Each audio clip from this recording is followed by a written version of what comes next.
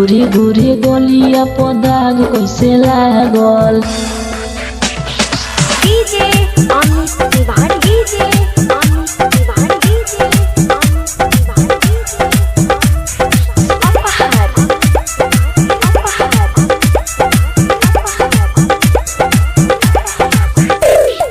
गोरी गोरी गलिया पर रंग कैसे लागल। गोरी गोरी गलिया पर रंग कैसे लागल।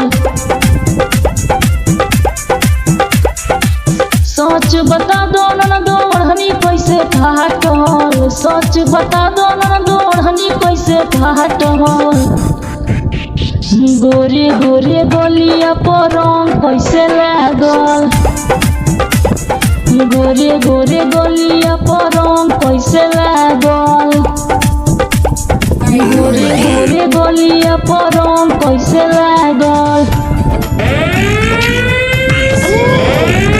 गोरी गोरी गलिया पर रंग कैसे लागल। DJ Amit Tiwari DJ Amit Tiwari DJ Amit Tiwari DJ अपहर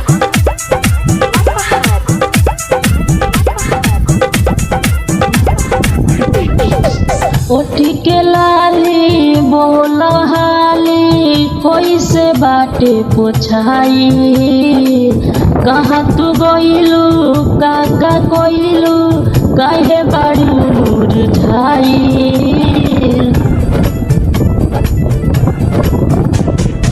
ओठ के लाली बोल हाली कैसे बाटे पोछाई। कहाँ तू गइलू काका कइलू काहे बाड़ी मुरझाई। लागता के बाटे इहो दाँते से काटल। गोरी गोरी गलिया पर रंग कैसे लागल।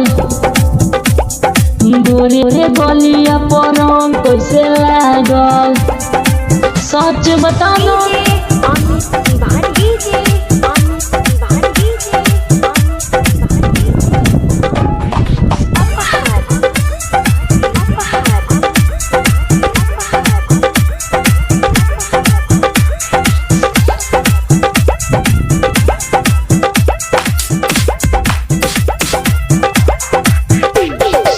केकरा संगे गइलू बहरे लुटेला लहरिया। लागताटे पास जाके नन किशोर के धइलू कवरिया।